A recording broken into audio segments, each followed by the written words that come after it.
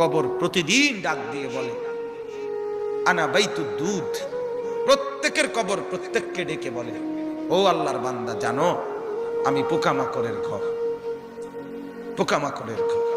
তুমি তো সেই বান্দা যে একটা মশা কানের পাশ দিয়ে উড়ে গেলে তোমার ঘুম বন্ধ হয়ে যায়, চোখ মিলে যায়।